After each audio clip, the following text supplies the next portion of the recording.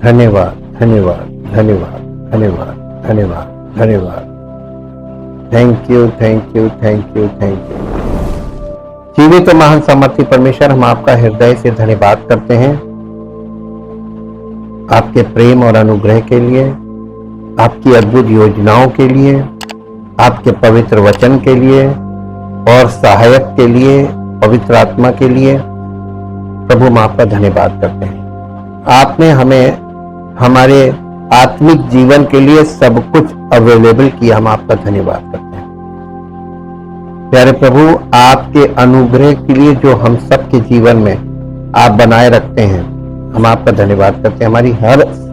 हमारी हर निर्बलता में आपकी सामर्थ्य सिद्ध होती है, हम आपका धन्यवाद करते हैं। आदर और महिमा आपको मिले। प्रार्थना को प्रभु यीशु मसीह के पवित्र नाम से मांगते हैं, आमीन।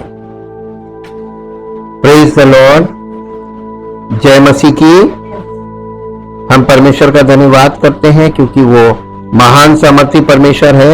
जैसा कि इफिसियों की पत्री 4 अध्याय और उसके 11 पद में लिखा हुआ है,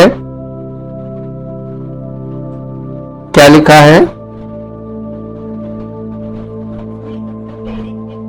उसने कुछ को प्रेरित नियुक्त करके और कुछ को भविष्यवक्ता नियुक्त करके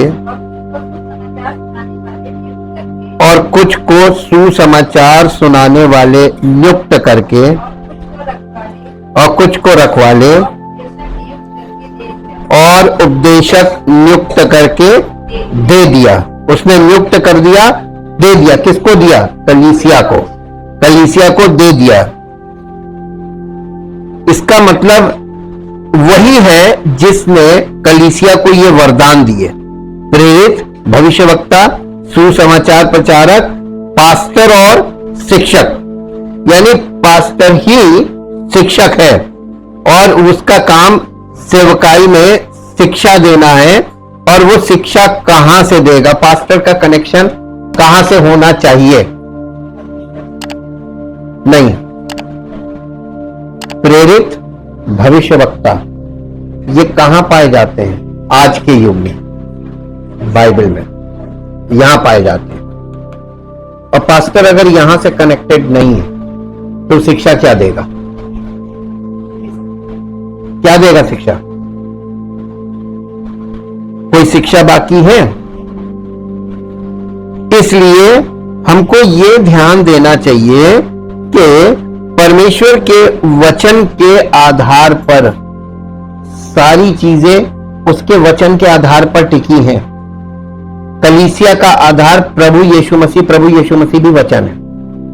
वचन देहधारी हुआ और देहधारी होकर उसने मनुष्य के उद्धार के कार्य को किया।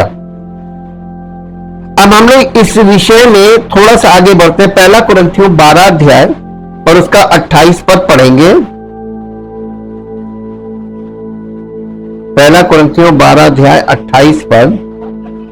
और परमेश्वर ने कलीसिया में अलग अलग व्यक्ति नियुक्त किए, प्रथम प्रेरित, दूसरे भविष्यवक्ता, तीसरे शिक्षक, फिर सामर्थ के काम करने वाले, फिर चंगा करने वाले और उपकार करने वाले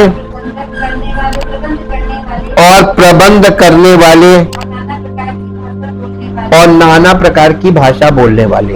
ये सब किसने नियुक्त किए? ये प्रभु ने स्वयं नियुक्त किए, यीशु द्वारा उपहार स्वरूप दिए गए मनुष्य। उसने वरदान जो दिया है वो वरदान क्या है मालूम है? सेवक। सेवक वरदान है। ये परमेश्वर के वरदान से भरे हुए सेवक यही है। और ये पहली सदी की कलीसिया को दिए थे। आज कोई व्यक्ति या कोई सेवक इस कलीसिया का हिस्सा है तो वो उसके साथ जो लोग जुड़े हैं वो प्रभु की कलीसिया बनने लगेगी, पवित्र आत्मा काम करने लगेगा। और अगर सेवक इस कलीसिया से कनेक्टेड नहीं है और वो अपनी शिक्षा देने में लगा है तो वो प्रभु की कलीसिया नहीं है। पता कब चलेगा? वो समय आ रहा है जब प्रभु सच्ची कलीसिया, जो अपनी कलीसिया, उसको और जो मनुष्यों के द्वारा बनाई गई कलीसियाएं, उनको प्रकट करेगा। पहला एक महत्वपूर्ण प्रश्न, प्रभु यीशु मसीह ने जब अपने चेलों को सेवा के लिए भेजा तो क्या कह के भेजा था कि जाओ कलीसिया बनाओ? है? कलीसिया बनाने को बोला था किसी को बाइबल में? तो फिर कैसे सब कलीसिया बनाने लगे? ये प्रेरणा कहां से आ रही है? ये बाइबल में तो है नहीं। कलीसिया तो प्रभु ने शुरू कर दी थी ना, पहली सदी की कलीसिया को। उसी के आगे काम बढ़ना चाहिए था। अगर वहां से सेवक जुड़ा रहेगा तो सेवक के द्वारा जितने लोग कनेक्टेड रहेंगे वो पहली सदी कलीसिया में आगे ऐड ऑन होंगे कि नहीं? हाँ के ना? तो ये तो डिस्कनेक्शन हो गया। वहां से पहली सदी की कलीसिया से सेवक का, आज के एक सेवक का कोई कनेक्शन नहीं है, और वो आगे कलीसिया खड़ी कर रहा है। ये किसकी कलीसिया है? किसकी कलीसिया हो सकती? ये प्रभु की तो है नहीं।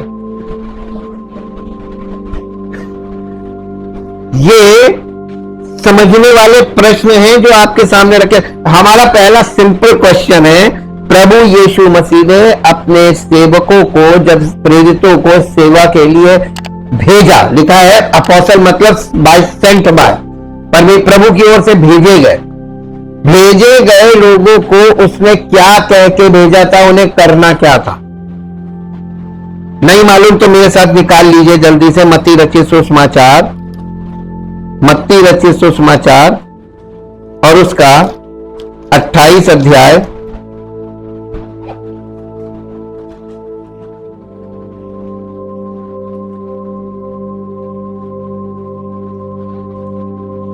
और उसका 18 पद पढ़िए, 18 और 19 पद। हाई कमीशन बोलते हैं इसको। यीशु ने उनके पास आकर कहा, स्वर्ग और पृथ्वी का सारा अधिकार मुझे दिया गया है, इसलिए तुम जाओ, सब जातियों के लोगों को क्या कह के भेजा था? और उन्हें पिता और पुत्र और पवित्र आत्मा के नाम से बपतिस्मा दो और उन्हें सब बातें जो मैंने तुम्हें आज्ञा दी है मानना सिखाओ, और देखो मैं जगत के अंत तक सदा तुम्हारे। अगर वो प्रभु की आज्ञा में भेजे गए और जिस काम के लिए भेजे गए वो उन्होंने किया, प्रभु उनके साथ था। प्रमाण देखेंगे। प्रमाण ये है कि जैसे यीशु मसीह के द्वारा सामर्थ्य प्रकट होती थी, वैसे ही बल्कि उससे और ज्यादा कि उनकी परछाई में भी लोग चंगे होते थे। चेलों की, चेले ज्यादा पावरफुल काम किया। उसने यीशु मसीह ने कहा था तुम मुझसे बड़े बड़े काम करोगे, और चेलों की परछाई में लोग चंगे हो जाते थे। चेलों को दुष्ट आत्माएं पहचानती थी और चेलों ने जबरदस्त काम किए पहली सदी में। ये वो सेवक थे जो यीशु मसीह के द्वारा नियुक्त किए गए। अब इन नियुक्त किए गए सेवकों के भी चेले थे, इन्होंने चेले बनाए थे, और फिर इनके भी चेले थे, और फिर इनके भी, इनकी 3 पीढ़ियां थी, 3 पीढ़ियां थी। लेकिन जो ये प्रेरितों के जो चेले थे और फिर उनके चेलों के चेले थे और फिर चेलों के चेलों की तीसरी पीढ़ी, ये अर्ली चर्च फादर्स कहलाते। आज ये प्रेरित नहीं कहलाए, प्रेरित केवल वही थे। जो बात हमको और आपको सीखनी है, कलीसिया की फाउंडेशन पे हम अध्ययन कर रहे हैं। फाउंडेशन, अगर मान लीजिए इमारत में फाउंडेशन नहीं है तो बिल्डिंग कहां काय पे खड़ी है? अब बिल्डिंग का जो बिल्डिंग को क्या चीज संभालती? फाउंडेशन। पेड़ को क्या संभालती? जड़। और अगर जड़ नहीं है, तो बिना जड़ का, यीशु मसीह ने इस बात को बहुत साधारण तरीके से बताया था, जो कल हम लोगों ने पढ़ा था मत्ती 7 अध्याय में। जो मेरी बातें सुनता है और उन्हें मानता है, वो है जिसने फाउंडेशन पे खड़ा हुआ है, और जो मेरी बातों को सुनता और नहीं मानता है वो फाउंडेशन लेस है। अब ऐसे सेवक जो उस फाउंडेशन पे प्रचार नहीं कर रहे, ये मसीह के सेवक नहीं है, पहली बात। और वहां पवित्र आत्मा काम नहीं करेगा, और जो संसारिक लोग हैं वो धोखा खाएंगे। कलीसिया आपके लिए वो कलीसिया होगी, लेकिन जिसको सत्य मालूम है वो कहेगा ये कलीसिया नहीं है। ये आपको यही इसी बात पे हम लोग अध्ययन कर रहे हैं। देह की एकता को बनाए रखने के लिए, कलीसिया को, प्रभु की देह की एकता को बनाए रखने के लिए इफिसियों की पत्री 4 अध्याय उसका 3 पद पढ़िए।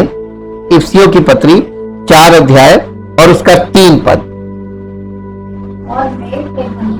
और मेल के बंधन में आत्मा की एकता रखने का, हाँ देखिए, इफिसियों की पत्री 4 अध्याय का 3 पद।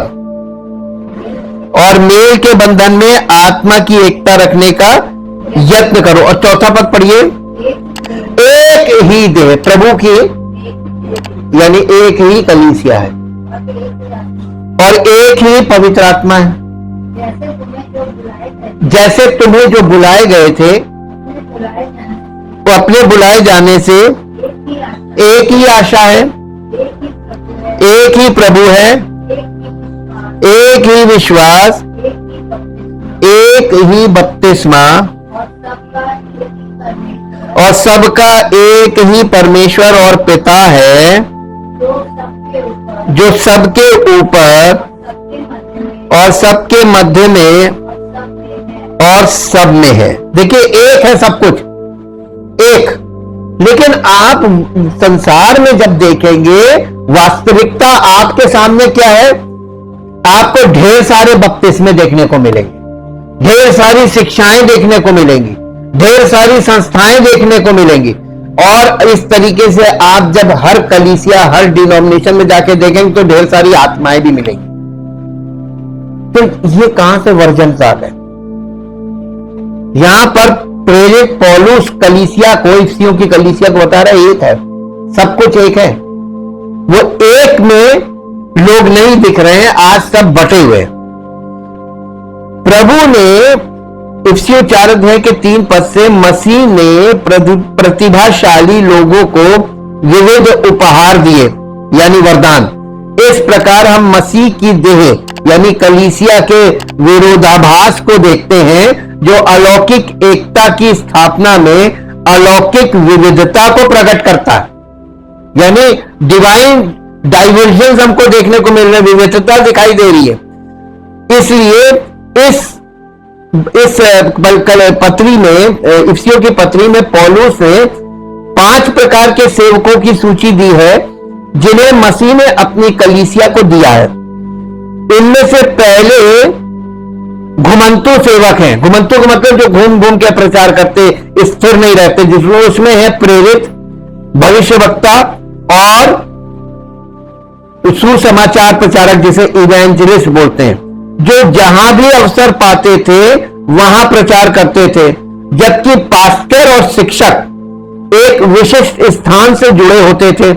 उदाहरण के लिए बाइबल में फिलिप एक व्यक्ति है, नए नियम में फिलिप एक मिशनरी, यानी ये एक घूम घूम के प्रचार करने वाला सुसमाचार प्रचारक था, इवेंजलिस्ट जिसको बोलते हैं, जो सामरिया में प्रचार करने के लिए यरूशलेम से यात्रा करता था और गाजा के रास्ते पर था जब वो उस खोजे से मिला जिसे उसने बपतिस्मा दिया। प्रेरितों के काम 8 अध्याय और उसके 5 पद से 8 अध्याय के 26 पद तक इसका वर्णन है। घर में पढ़िएगा और इसको देखिएगा। फिर अजोतस जिसका आधुनिक नाम अशदोद है, अशदोद जो जगह का नाम है उसको अजोतस बोलते थे, वहां पहुंचता है।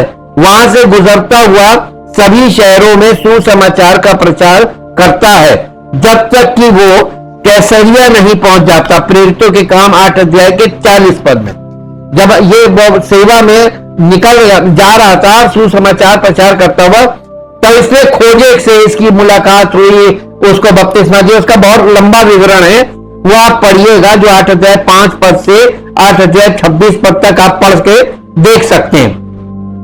8 अध्याय का 40 पद पढ़िए। फिलिप्पुस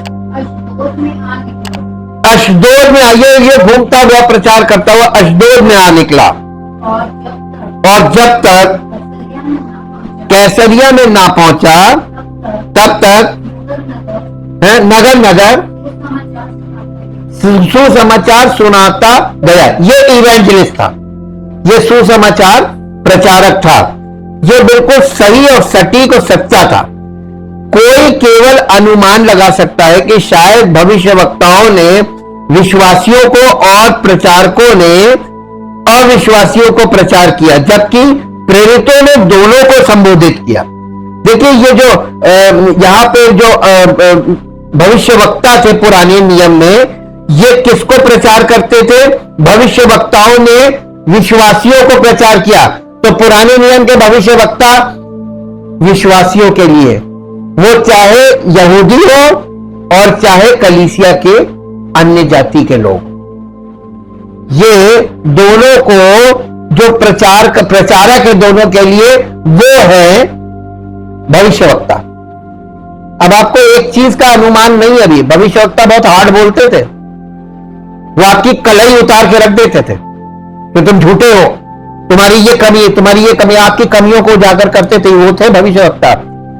और भविष्यवक्ताओं की बातों को अगर आप आज खड़े होकर प्रचार करें, कोई व्यक्ति आपको एक्सेप्ट नहीं करेगा। मैं तो कर रहा हूं, मुझे मालूम है, कोई व्यक्ति एक्सेप्ट नहीं करेगा। मालूम कि भविष्यवक्ताओं की बातें सच्ची थी, इसलिए हार्ड थी। वो आपकी कलई उतारते थे, वो आपके बहरूपीयपन पे पर जो पर्दे आप डालते हैं, जो अपने आप को दिखावे के लिए छिपाते हैं, वो उन चीजों को खोल देते थे।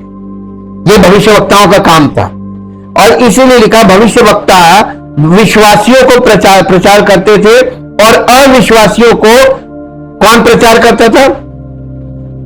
अविश्वासियों को प्रचारक, इवेंजलिस्ट, सुसमाचार प्रचारक, जिनके प्रचार में अन्य जाति या अविश्वासी लोग जो विश्वास नहीं करते, वो लोग इनकी बात अचानक से ऐसे सुनते थे। इनका तरीका ऐसे होता था, और उनको सुनते थे और उनकी बातों को मानकर वो कलीसिया में आते थे। इनका काम था कि ज्यादा से ज्यादा लोग कलीसिया में आए, तो सुसमाचार प्रचारक कलीसिया से बाहर काम करता ताकि लोग कलीसिया में आए, और जो भविष्यवक्ता होते थे वो कलीसिया में काम करते थे ताकि विश्वासी लोग और अपनी कमियों को देखें। ये एक, लेकिन प्रेरितों के लिए लिखा, ये दोनों को करते थे, ये दोनों करते थे, और विश्वासियों के लिए भी, विश्वासियों के लिए भी। तो नए नियम में जब प्रेरित आए, इन्होंने दोनों प्रकार के लोगों से बात करी। ये परमेश्वर का नियम था, उसका तरीका अपना, और उसने अपने तरीके से काम किया और अपने तरीके से लोगों को नियुक्त किया। एक प्रेरित एक अर्थ में एक नबी और एक सुसमाचार प्रचारक था, यानी प्रेरित के अंदर दोनों थे, वो भविष्यवक्ता भी थे और सुसमाचार यानी इवेंजलिस्ट भी थे। वो प्रेरित दोनों थे, दोनों चीजें उनमें, दोनों प्रकार की सेवकाई उनकी थी। और लेकिन एक नबी या एक सुसमाचार प्रचारक आवश्यक रूप से एक प्रेरित नहीं था, यानी एक भविष्यवक्ता एक प्रेरित नहीं हो सकता, या एक इवेंजलिस्ट एक सुसमाचार प्रचारक भी प्रेरित नहीं हो सकता। लेकिन प्रभु यीशु मसीह के जो प्रेरित थे, उनमें ये दोनों सेवकाई पाई जाती थी। उनके पास ये वरदान था कि वो भविष्यवाणी भी कर सकते थे और वो सुसमाचार प्रचारक यानी इवेंजलिस्ट की सेवा कर सकते थे। यदि हम प्रेरित शब्द को प्राथमिक प्रेरितों के संकीर्ण अर्थ के साथ लेते हैं, जिन्होंने यीशु मसीह को उसके पुनरुत्थान में देखा था और उसने कुछ दिया, शाब्दिक रूप से ये वो स्वयं है कि पौलुस कह रहा है कि ये प्रभु यीशु स्वयं है जो कलीसिया को परिपूर्ण करने के लिए प्रतिभाशाली पुरुषों को देता है। प्रभु यीशु ही वो है जिसके पास अधिकार है और वो उपहार देता है। पौलुस ने अभी अभी समझाया है कि यीशु ने इफिसियों 4 अध्याय, इफिसियों की पत्री 4 अध्याय उसका 8, 9, 10 पद पढ़िए। इफिसियों की पत्री 4 अध्याय 8, 9, 10 पद। इसलिए वो कहता है, वो ऊंचे पर चढ़ा, कौन? प्रभु यीशु मसीह। वो ऊंचे पर चढ़ा और बंदियों को बांध ले गया और मनुष्यों को दान दिए उसके चढ़ने से। और क्या पाया जाता है? केवल यह कि वो पृथ्वी की निचली जगहों में उतरा भी था, और जो उतर गया ये वही है जो सारे आकाश से ऊपर चढ़ भी गया कि सब कुछ को परिपूर्ण करे। हाँ, उसने सब कुछ को परिपूर्ण करने के लिए वो स्वर्गों से ऊपर गया और उसने वहां से वरदान दिए। ये वरदान में सबसे पहले आते प्रेरित प्रभु यीशु मसीह का वो वरदान है जो कलीसिया में पहला स्थान रखते हैं आज भी। आप कहेंगे आज कैसे? आप ये सोचेंगे आज कैसे? प्रेरितों के शिक्षा के बिना अगर कोई सेवक मसीह की सेवकाई करने के लिए खड़ा होता है तो वो मसीह का सेवक नहीं है। प्रेरितों की शिक्षा आज भी मसीही सेवक के लिए अनिवार्य है। ये फाउंडेशनल पर्सन है। यीशु मसीह कलीसिया की जो नींव है, फाउंडेशन है, उसका कोने का पत्थर है। और उसके बाद प्रेरित है, और उसके बाद भविष्यवक्ता हैं, और उसके बाद अर्ली चर्च फादर आते हैं, और उसके बाद कोई सेवक इसमें ऐड ऑन हो सकता है। तो उस सेवक को, जो आज का सेवक है, उसे इन लोगों के साथ, इनके विचार के साथ, इनकी शैली के साथ, इनकी शिक्षाओं के साथ परमेश्वर की आत्मा के द्वारा एक होना पड़ेगा, तब वो मसीह का सेवक हो सकता है। आपको सुनने में कठिन लग रहा होगा, लेकिन ये बहुत सरल है। अगर कोई काम सही ढंग से शुरुआत की जाती है तो उसका वही परिणाम होता है जिसके लिए वो चीज ठहराई गई है, जिस कार्य के लिए, जिस सामर्थ्य के लिए कलीसिया को ठहराया गया। वो सामर्थ्य आपको तभी देखने को मिलेगी जब शुरुआत सही होगी। शुरुआत ही गलत रहेगी तो सारी जिंदगी एक दूसरे की कॉपी करते रहो, थोड़ा थोड़ा अंतर करके अपने दिमाग से, और अपने दिमाग की दही करते रहो, होगा कुछ नहीं। ये कार्य प्रभु का है। वो जिससे उचित समझेगा उसी को वो नियुक्त करेगा। अपॉइंटमेंट लेटर कौन देगा? सेवक को। कौन है कलीसिया का हेड? वही देगा ना। अगर वो अप्रूव्ड नहीं है सेवक तो वो देगा? नहीं देगा। इसलिए वचन में जाकर इन चीजों को समझना बहुत जरूरी है। और यहां पे देखिए, ये अधिकार उसने, पौलुस ने कैसे प्राप्त किया। इफिसियों 4 अध्याय 8 से 10 पद में पौलुस यही बता रहा है कि यह अधिकार उसने कैसे प्राप्त किया। अब पौलुस बताता है कि मसीह में यह अधिकार, मसीह कैसे अपने देह को, यानी आत्मिक देह कलीसिया को वरदान देने वाले पुरुषों को बढ़ावा देने के लिए, आगे बढ़ने के लिए देकर सभी चीजों को भरने के लक्ष्य को प्राप्त करने के लिए तैयार होता है। पौलुस इफिसियों 4 अध्याय के 7 पद से देखिए जरा, 4 अध्याय का 7 पद पढ़िए।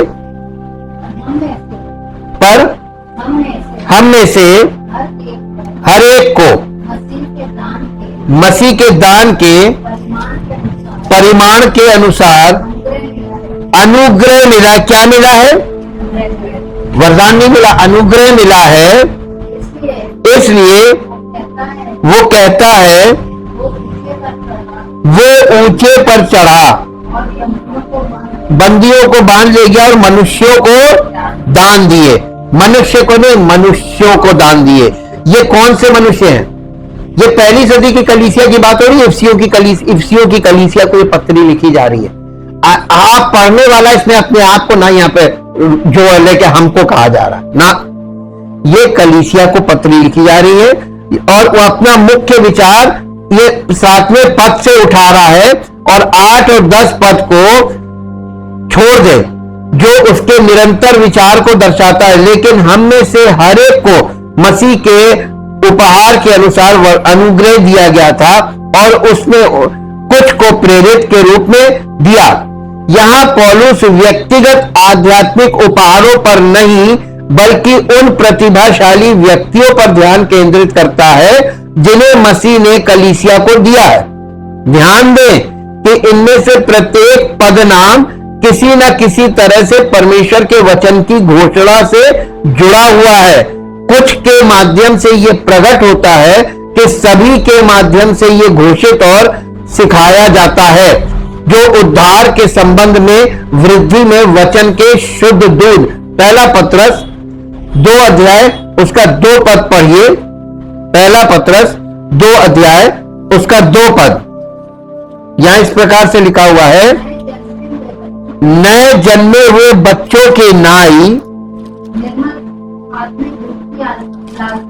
निर्मल आत्मिक दूध की लालसा करो ताकि उसके द्वारा उद्धार पाने के लिए बढ़ते जाओ। देखिए उद्धार पाने के उद्धार एक ऐसे जो आज मिला, ये जो उद्धार की बात बाइबल कहती है, पौलुस जिसके बारे में कह रहे थे कि उद्धार मिल गया, वो बॉर्न अगेन को बोल रहा है। लेकिन बॉर्न अगेन होने के बाद अगर आप ग्रोन अप नहीं हुए तो आपका उद्धार गया खत्म। उद्धार के लिए आपको आत्मिक दूध चाहिए। कितनी देर में बच्चा कितनी देर में दूध पीता है? तो अब आपको कितनी देर में चाहिए आत्मिक दूध? अब कौन बोतल लेकर आपके पीछे पीछे घूमेगा? तो कलीसिया में वो जो पहली सदी की कलीसिया में देखिए कि जो उद्धार पाते चाहते थे, प्रभु ने प्रेरितों के चरणों में कनेक्ट करता था, यहां से तुम्हें आत्मिक दूध मिलेगा। सेवक ठहरा है। ये डिजाइन लोगों के सामने आज नहीं रखा जा रहा। आज लोगों को गलत तरीके से रिचुअल्स बताए जा रहे, उनका पालन पोषण नहीं किया जा रहा है, आत्मिक पालन पोषण जैसा कि प्रभु ने ठहराया था। अब देखिए ये आत्मिक दूध के महत्वपूर्ण महत्व को यहां पे दर्शाया गया है। दूसरा तीमुथियुस 3 अध्याय उसका 16 और 17 पद पढ़िए। दूसरा तीमुथियुस 3 अध्याय पौलुस ने भी अपने चेले तीमुथियुस को क्या लिखा? संपूर्ण पवित्र शास्त्र परमेश्वर की प्रेरणा से रचा गया है और उपदेश और समझाने और सुधारने और धार्मिकता की शिक्षा के लिए लाभदायक है ताकि परमेश्वर का जन सिद्ध बने और हर एक भले काम के लिए रेडी हो जाए, तैयार हो जाए। तत्पर हो जाए का मतलब तैयार हो जाए। और आज आप किसी को भले काम के लिए तैयार नहीं देखेंगे। जब काम को फाउंडेशनल वर्क ही नहीं है तो वहां पे कहां मसीह की कलीसिया हो जाएगी? मसीह की कलीसिया वचन पर आधारित है। ये इतना सरल है कि कोई वचन नहीं, कोई वृद्धि नहीं। बिल्कुल सीधी सी बात है। अगर परमेश्वर का वचन आपके जीवन में नहीं है, आपके हृदय में नहीं है और आप वचन को महत्व नहीं देते, कोई वृद्धि नहीं, या आपकी कोई ग्रोथ नहीं, आपकी कोई उन्नति नहीं होगी। ये सीधा सरल है एकदम। अब बताइए इसमें क्या करना है? बिल्कुल सरल सी बात है, फॉर्मूला है एकदम सही। और इतना सरल कि एक मूर्ख आदमी को भी पता चल जाएगा। कुछ लोगों को प्रेरित के रूप में दिया गया। पौलुस स्वयं यीशु की ओर से एक उपहार था। उसने लिखा, पौलुस परमेश्वर की इच्छा से मसीह यीशु का प्रेरित इफिसुस के पवित्र लोगों के लिए। ये इफिसियों की पत्री उसका 1 अध्याय उसका 1 पद पढ़िए। यहां पे लिखा हुआ है, इफिसियों की पत्री पहला अध्याय और उसका पहला पद। पौलुस की ओर से जो परमेश्वर की इच्छा से, देखिए आपको एक चीज सीखनी है, हर बात में आप लोग जवाब देते परमेश्वर नहीं, परमेश्वर की इच्छा से प्रभु यीशु मसीह, देखिए ट्रिनिटी आ रही है और आपको ट्रिनिटी को समझना है कि पिता भी है, पुत्र भी है और पवित्र आत्मा भी है। परमेश्वर की इच्छा से यीशु मसीह का प्रेरित है उन पवित्र और मसीह यीशु में विश्वासी लोगों के नाम जो इफिसुस में है। देखिए ये पत्री किसको लिखी जा रही है? पौलुस की ओर से जो परमेश्वर की इच्छा से यीशु मसीह का प्रेरित है, परमेश्वर पिता की इच्छा से यीशु मसीह का प्रेरित है और उन पवित्र और मसीह यीशु में विश्वासी लोगों के नाम जो इफिसुस में है।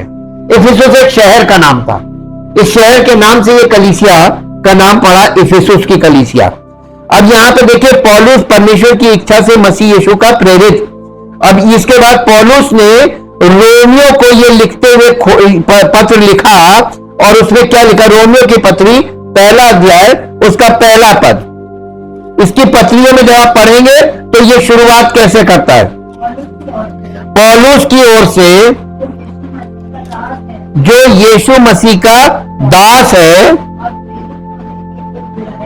और प्रेरित होने के लिए बुलाया गया है और परमेश्वर के उस सुसमाचार के लिए अलग किया गया है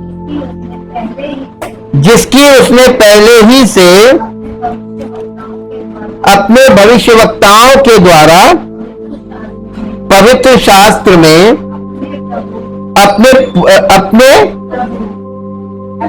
अपने पुत्र हमारे प्रभु यीशु मसीह के विषय में प्रतिज्ञा की थी। वो शरीर के भाव से तो दाऊद के वंश से उत्पन्न हुआ और पवित्रता की आत्मा के भाव से मरे हुओं में से जी उठने के कारण सामर्थ के साथ परमेश्वर का पुत्र ठहरा। प्रभु यीशु मसीह जी उठने के बाद परमेश्वर का पुत्र ठहरा था। वो वैसे पैदा हुआ था दाऊद की संतान के रूप में, दाऊद के वंश में पैदा हुआ था। अब देखिए ये यहां पर भी ये पौलुस अपने आप को प्रेरित के रूप में बता रहा है कि मैं यीशु मसीह का प्रेरित हूं। एक्चुअली उसके जो 12 प्रेरित थे, एक ने यीशु मसीह को पकड़वाया था, बाद में उसने फांसी लगा ली थी। फिर प्रेरितों के काम पहले अध्याय में उसकी जगह चिट्ठी डालकर मथियास को लिया था, फिर 12 हुए थे। और ये इसको यीशु मसीह ने स्वर्गारोहण के बाद प्रेरितों के काम 9 अध्याय में पौलुस को दर्शन देकर इसको पकड़ा था और अपना प्रेरित नियुक्त किया था। ये अन्य जातियों के लिए प्रेरित ठहराया गया था। तो ये 13वां प्रेरित था, ये 13वां प्रेरित था और इसके लिए इसकी बुलाहट भी एकदम फर्क थी। पौलुस को अपने प्रभु से एक दिव्य बुलावा मिला और वो बुलावा उसके प्रेरित के रूप में उसकी सेवा करने का था, खास तौर पर अन्य जातियों के लिए। ध्यान दे कि पौलुस ने इस नौकरी की तलाश नहीं की थी, लेकिन मसीह ने उसे खोजा। प्रेरितों के काम 9 अध्याय उसका 4 से 6 पद तक पढ़िए। और वो भूमि पर गिर पड़ा और ये शब्द सुना, हे शाऊल, हे शाऊल, तू मुझे क्यों सताता है? उसने पूछा, हे प्रभु, तू कौन है? उसने कहा, मैं यीशु हूं जिसे तू सताता है, परंतु अब उठकर नगर में जा और जो जो तुझे करना है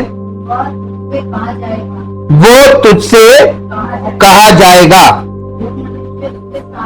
जो मनुष्य उसके साथ थे वो अवाक रह गए, क्योंकि शब्द तो सुनते थे परंतु किसी को देखते ना थे। अब देखिए, इसके बाद आप घर में पढ़ लीजिएगा, इसका 15 पद पढ़िए, 15 पद पढ़िए। परंतु प्रभु ने उससे कहा, तू चला जा, क्योंकि वो तो अन्य जातियों और राजाओं और इस्राएलियों के सामने मेरा नाम प्रकट करने के लिए मेरा चुना हुआ पात्र है। अब इसके बाद 16 पद भी पढ़ दीजिए। और मैं उसे बताऊंगा कि मेरे नाम के लिए उसे कैसा दुख उठाना। अब देखिए, यहां पर उसको शान और शौकत मिल रही है कि उसको दुख मिलेगा। अरे उसकी सेवकाई बहुत भयानक कष्टों से भरी सेवकाई थी, लेकिन वो कितना वफादार रहा, ये पॉइंट एक सेवक के लिए। अगर वो मसीह का सेवक है और मसीह उसको अपने अनुग्रह से संभाले रहता है, वो टिका रहेगा। और अगर मसीह उसके साथ नहीं, वो टिक नहीं पाएगा। मसीह के सेवक की पहचान सफरिंग्स से होती है। वो नियुक्त होता है, सफरिंग्स के द्वारा वो प्रूव होता है। ये हमेशा याद रखिएगा। दूसरा तीमुथियुस पहला अध्याय और उसका पहला पद पढ़िए। दूसरा तीमुथियुस पहला अध्याय और उसका पहला पद। पौलुस की ओर से, जो इस जीवन की प्रतिज्ञा के अनुसार, जो मसीह यीशु में है, परमेश्वर की इच्छा से मसीह यीशु का प्रेरित है। एक्चुअली पहली सदी की कलीसिया में जब ये पौलुस खड़ा हुआ, इसको एक्सेप्ट नहीं करते थे। यीशु मसीह के जो और चेले थे, जो प्रेरित थे, वो इसको एक्सेप्ट नहीं कर रहे थे, उनमें से नहीं था। लेकिन ये प्रभु यीशु के द्वारा नियुक्त किया हुआ था और बाद में ये उनके और इनके बीच मेल हो जाता है। अब देखिए, यहां पे यही तो मसीह ने हम सब के साथ किया। उसने हमें खोजा, यद्यपि हम उसे नहीं खोज रहे थे। इसमें एक परमेश्वर के सेवक है जिनके स्टडीज को मैं करता हूं, उनका नाम है रे स्टेडमैन। उन्होंने बताया कि ये प्रतिभाशाली पुरुष, हम जिसे सहायक उपहार कहेंगे, जैसा कि पहले से विचार किए गए सेवा और संकेत उपहारों के विपरीत है, जैसा कि पहला कुरिन्थियों 12 अध्याय और रोमियो 12 अध्याय में पाया जाता है। ये 4 उपहार मसीह के पूरे देह से संबंधित है। ये 4 उपहार कौन से हैं? ये 4 वरदान मसीह की पूरी देह को से संबंध रखते हैं। ये 4 वरदान कौन से हैं? प्रेरित, भविष्यवक्ता, सुसमाचार प्रचारक जिसे इवेंजलिस्ट बोलते हैं, और पास्टर टीचर। ये पास्टर टीचर एक ही पर्सन है। इसको अक्सर लोग 5 बोल देते हैं, 5 नहीं 4। ये 4 हैं। और ये 4 जो वरदान है, ये 4 वरदान ये हैं, और ये 4 उपहार मसीह के पूरी देह से संबंधित हैं। जैसे कि प्रमुख शरीर प्रणालियां भौतिक शरीर से संबंधित हैं। ध्यान दें कि हम जिन 4 सहायक सेवकाई पर चर्चा कर रहे हैं, उनमें से प्रत्येक का संबंध परमेश्वर के वचन से है। ये जो 4 सेवकाई है, ये परमेश्वर के वचन से जुड़ी हुई सेवकाई हैं और इसीलिए संबंधित है। और ये पहले 2 प्रेरित और भविष्यवक्ता, ये पहले 2 जो है प्रेरित और भविष्यवक्ता, ये भी वचन से संबंधित है ना। वचन की उत्पत्ति और व्याख्या करने से संबंधित है। प्रेरित और भविष्यवक्ता ये वचन की उत्पत्ति और व्याख्या करने से संबंधित है, जबकि अंतिम 2 प्रचारक और पास्टर शिक्षक, यानी इवेंजलिस्ट और पास्टर टीचर, वचन को व्यक्तिगत जीवन में लागू करने से संबंधित हैं। प्रचारक मसीही जीवन की शुरुआत से संबंधित है, जबकि शिक्षण पास्टर उस जीवन के विकास और वृद्धि से जुड़ा है। पास्टर का जीवन आत्मिक जीवन के विकास और वृद्धि से जुड़ा हुआ है, और इस जीवन की शुरुआत करते हुए प्रेरित और भविष्यवक्ता। मसीह जीवन की शुरुआत वहां से होती है। बीज बोने का काम वो करते हैं और इसे सींचने का काम पास्टर करता है। ये टीचिंग जो है, यही सींचना है। और ये उसने कलीसिया के लिए ऐसा सिस्टम बनाया था जो आज आपको देखने को नहीं मिलता है। विकास और वृद्धि से जुड़ा, यानी शिक्षण यानी पास्टर टीचर जो है वो जीवन के विकास और वृद्धि से जुड़ा है। प्रचारक बहुत हद तक प्रसूति विशेषज्ञ की तरह होते हैं जो दुनिया में नए मसीहों को लाने में मदद करते हैं, यानी बॉर्न अगेन होते हैं वो प्रेरित और भविष्यवक्ता के द्वारा। अब ये क्या होता है, शिक्षण पास्टर बाल रोग विशेषज्ञों की तरह होते हैं, ये देखते हुए कि इन मसीहों के पास एक स्वस्थ आध्यात्मिक आहार है कि उनकी बीमारियों पर उचित ध्यान दिया जाता है और उन्हें आध्यात्मिक रूप से भरपूर मात्रा में मिलता है। ताजी हवा और व्यायाम कलीसिया को एक इमारत के रूप में देखने के लिए इंजीलवादी वो खदान कर्मी है, यानी जो इवेंजलिस्ट है, ये वो खदान कर्मी है जो चट्टान को खोदता है, उसे खदान के पत्थर से अलग करता है और उसके अंतिम आकार के मोटे अनुमान के अनुसार काटता है। पास्टर शिक्षक वो पत्थर का राजमिस्त्री है जो चट्टान को आकार देता है, उसे महान वास्तुकार के ब्लूप्रिंट के अनुसार इमारत में उसके उचित स्थान पर फिट करता है। ये रे स्टेडमैन ने कलीसिया के बारे में ये बताया और ये एकदम सत्य है। और इसीलिए उसने कलीसिया को इन्हें दिया, दिदोनी, उसने कुछ को नियुक्त कर दिया। इसका अर्थ है कि उसने ये अपनी इच्छा के निर्णय के आधार पर प्रदान किया, ना कि प्राप्तकर्ताओं की योग्यता के आधार पर। यीशु मसीह ने किसी भी सेवक को अपनी कलीसिया में योग्यता के आधार पर नहीं चुना, उसने किसी को योग्यता उसने अपनी दी। उनको सिर्फ करना था कि अपनी बुद्धि का इस्तेमाल नहीं करना है, अपने आइडियाज को नहीं लगाना है, एग्जैक्टली जो हम तुम्हें कह रहे हैं वो करते जाना, आज्ञाकारी, एकदम हुक्म मानना। जैसे आप हमने वो देखा था ना, मूसा वाला पार्ट बहुत इंपॉर्टेंट है। देखिए, पहले उसके राज्य यानी राजा की खोज करें और वो हम में से प्रत्येक को अपने राज्य में अपना कार्य देगा ताकि हम उसकी शक्ति में और उसकी महिमा के लिए, उसके राज्य का विस्तार करने के लिए उसका काम कर सके। यूहन्ना रचित सुसमाचार 15 अध्याय उसका 5 पद पढ़िए। यूहन्ना रचित सुसमाचार 15 अध्याय उसका 5 पद।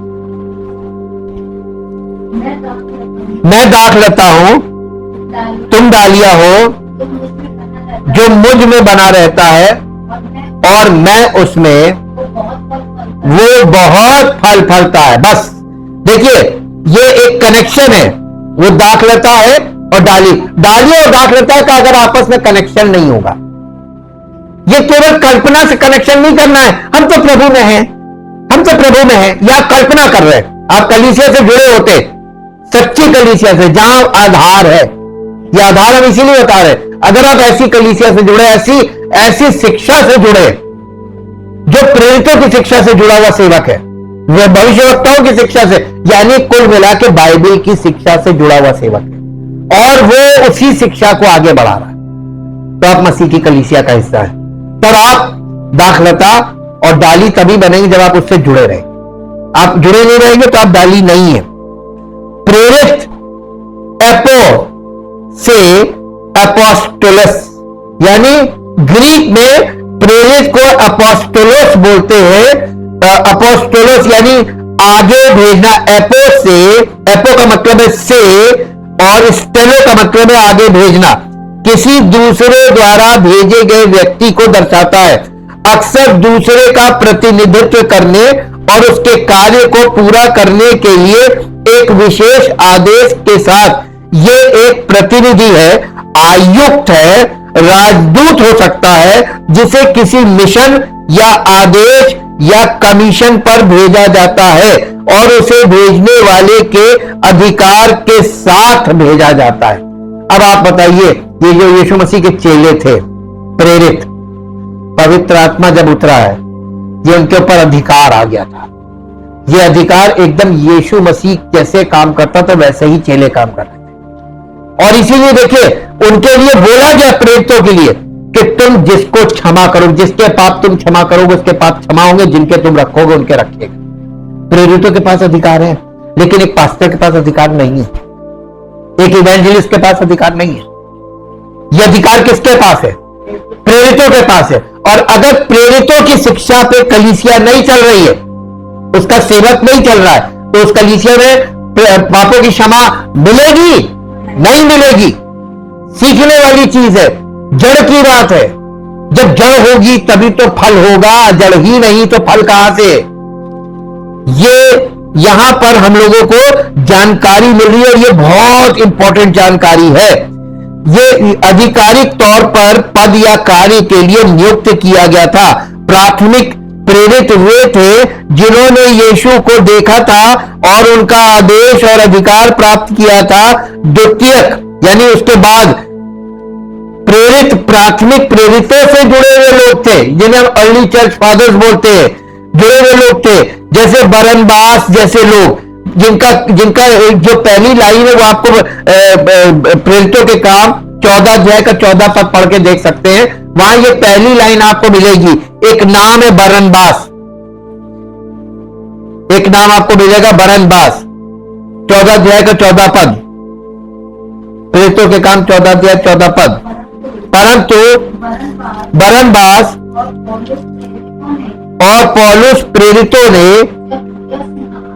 जब ये सुना तो अपने कपड़े फाड़े और भीड़ में लपके और पुकार कर कहने लगे, हे लोगों, तुम क्या करते हो? हम भी तो तुम्हारे समान दुख सुख भोगी मनुष्य हैं और तुम्हें सुसमाचार सुनाते हैं कि तुम इन व्यर्थ वस्तुओं से अलग होकर जीवते परमेश्वर की ओर फिरो, जिसने स्वर्ग और पृथ्वी और समुद्र और जो कुछ उनमें है बनाया। अब देखिए ये क्यों ऐसा कर रहे हैं, इससे एक पद ऊपर पढ़िए, 12 पद पढ़िए। उन्होंने बरनबास को ज्यूस और पौलुस को हिरमेस कहा क्योंकि वो बातें करने में मुख्य था। ज्यूस के देखिए यहां पर भी आपको दो लोग मिल रहे हैं, जुए में दो लोग, टीम वर्क हो रहा है, आरंभ से टीम वर्क हो रहा है। और आप देखिए बाइबल में एक और मूल मंत्र दिया हुआ है, जहां जब दो व्यक्ति एक मन होंगे इस पृथ्वी पर, वो बात स्वर्ग में पूरी हो जाएगी। इसलिए प्रभु ने दो दो करके दो का जोड़ा बनाया था। और इसलिए यहां पर लिखा है कि उन्होंने बरनबास को ज्यूस और पौलुस को हिरमेस कहा क्योंकि वो बातें करने में मुख्य था। ज्यूस के उस मंदिर का पुजारी जो उनके नगर के सामने था, बैल और फूलों का हार और फाटकों पर लाकर लोगों के साथ बलिदान करना चाहता था। यानी इनके सामने इनकी वर्शिप कर रहे थे वो। इसलिए पौलुस के साथ कौन था? बरनबास। ये पौलुस के बाद था। इसका नेक्स्ट ये वाली लाइन 13 के आगे, तो ये जो सेकंड लाइन बरनबास वाली लाइन है, ये अर्ली चर्च फादर्स में आती है। ये प्रेरित नहीं कहलाते हैं। अब देखिए यहां पर यही बताया जा रहा है कि ये जैसे लोग फिर एक और अधिक सामान्य अर्थ में प्रेरित भेजे गए लोग हैं और इसलिए उन्हें सभी विश्वासियों के लिए संदर्भित किया जा सकता है, लेकिन कभी भी प्रारंभिक कलीसिया के इस शब्द का उपयोग के अर्थ में नहीं। यानी प्रेरित शब्द अब आज के युग में उसके बाद से किसी के ऊपर ऐसे लागू नहीं किया जा सकता जैसे उनके लिए लागू होता था। वो स्पेशल मैसेंजर लिखा हुआ ब्रैकेट में, दे आर स्पेशल मैसेंजर्स। वो उस समय बाइबल नहीं थी और प्रभु को अपने जैसे उनको ऐसे प्रतिनिधि भेजने थे जैसे प्रभु यीशु मसीह की सामर्थ्य के काम करती थी, वैसे ही उनके द्वारा भी हो, और इसीलिए ये स्पेशल मैसेंजर्स कहलाते हैं। और फिर एक और अधिक सामान्य अर्थ में प्रेरित भेजे गए लोग हैं और इसलिए उन्हें सभी विश्वासियों के लिए संदर्भित किया जा सकता है, लेकिन कभी भी प्रारंभिक कलीसिया में इस शब्द के उपयोग के अर्थ में नहीं। अतः एक और चीज, अपोस्टोलिक शब्द का प्रयोग व्यक्तियों के लिए किया गया है, जिनमें यीशु ने घोषणा की है कि मैं तुमसे सच सच कहता हूं, दास अपने स्वामी से बड़ा नहीं होता और ना भेजा हुआ यानी अपोस्टोलोस अपने भेजने वाले से बड़ा होता है। यूहन्ना रचित सुसमाचार 13 अध्याय का 16 पद है ये। अतः एक अर्थ में प्रत्येक मसीही सेवक और प्रेरित दोनों है, यानी एक मसीही सेवक प्रेरित और सेवक दोनों है, लेकिन उस संदर्भ में नहीं कि उसके पास पावर्स हैं, उस संदर्भ में नहीं। ये प्रेरित है लेकिन उस संदर्भ में नहीं।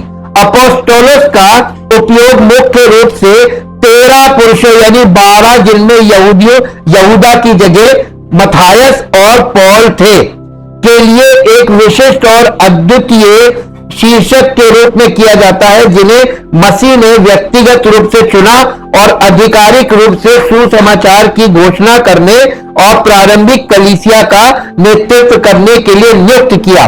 13 प्रेरितों को न केवल यीशु द्वारा सीधे बुलाया गया था, बल्कि वे सभी उनके पुनरुत्थान के गवाह थे। पौल ने उनके स्वर्गारोहण के बाद दमिश्क रोड पर उनका सामना किया था। उन 13 प्रेरितों को आधिकारिक रूप से घोषणा करने के लिए परमेश्वर के वचन का प्रत्यक्ष रहस्य उद्घाटन यानी प्रकाशन, उपचार का उपहार और यानी चंगा करने का उपहार, वरदान और दुष्टात्माओं को निकालने की शक्ति दी गई थी। मत्ती रचित सुसमाचार 10 अध्याय उसका पहला पद पढ़िए। फिर उसने अपने 12 चेलों को पास बुलाकर उन्हें अशुद्ध आत्माओं पर अधिकार दिया कि वे उन्हें निकाले और सब प्रकार की बीमारियों और सब प्रकार की दुर्बलताओं को दूर करें। ये उनको वरदान मिला हुआ था। और एक और बात बताते हैं, उनकी पावर देखिए, हनन्या सफीरा का वो पढ़ के देखिएगा प्रेरितों काम 5 अध्याय में। उन लोगों ने परमेश्वर की भेंट में से कुछ निकाल लिया और झूठ बोला, खड़े खड़े मर गए। ये थी पावर प्रेरितों की, ये उनका अधिकार था, ये प्रभु ने दिया। उस समय बाइबल नहीं थी, पुराना नियम था, नया नियम, बाइबल कंप्लीट नहीं हुई थी। इसलिए प्रेरितों के द्वारा उनकी शिक्षा, प्रेरितों की शिक्षा बहुत इंपॉर्टेंट थी। वो यीशु मसीह के समान ही शिक्षा देते थे, वो एकदम एज इट इज, यानी पवित्र आत्मा उन लोगों के द्वारा काम कर रहा था, मसीह का आत्मा, वो खुद नहीं। तभी तो पौलुस ने कहा मैं जीवित नहीं वरन मसीह मुझ में जीवित है, प्रत्यक्ष प्रमाण थे। और ये उसने इसीलिए गवाही दी। उन 13 प्रेरितों को आधिकारिक रूप से घोषणा करने के लिए परमेश्वर का वचन का प्रत्यक्ष प्रकाशन मिला हुआ था। उन्हें सब प्रकार की सामर्थ्य उन्हें दी गई थी। वे स्वयं इस अधिकार से प्रभावित थे। एक अवसर पर वे यीशु के पास वापस लौटे और उन्हें बताया कि कैसे उन्हें यह जानकर खुशी हुई कि दुष्टात्माएं उनके अधीन थी। जब ये प्रतिभाशाली पुरुष वचन बोलते थे तो उनके पास अधिकार होता था और अधिकार के उस शब्द ने उन्हें विशेष रूप से प्रेरितों के रूप में चिन्हित किया और उनकी सेवकाई के साथ होने वाले संकेतों से उनके शिक्षण अधिकार की पुष्टि हुई। दूसरा कुरिन्थियों 12 अध्याय उसका 12 पद पढ़िए। दूसरा कुरिन्थियों 12 अध्याय 12 पद।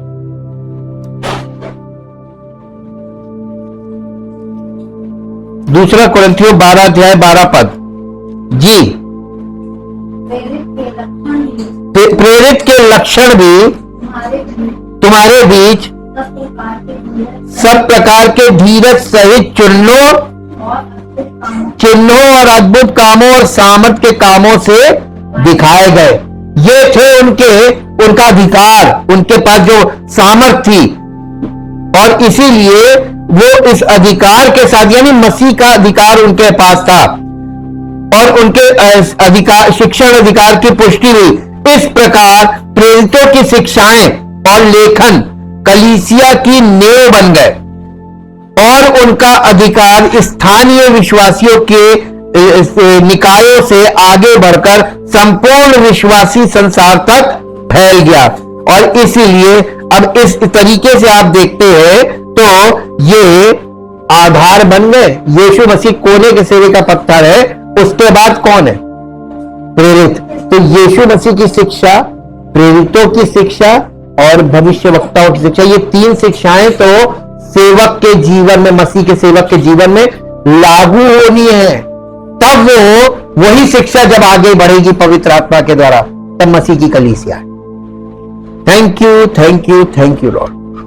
जीवित तो मान समर्थी परमेश्वर, हम आपका हृदय से धन्यवाद करते हैं आपके पवित्र वचनों की उस सत्य के लिए जो कलीसिया के फाउंडेशन की, कलीसिया की नींव के विषय में है, और प्रभु आपकी सेवक के विषय में है, आपकी सेवकाई के विषय में है।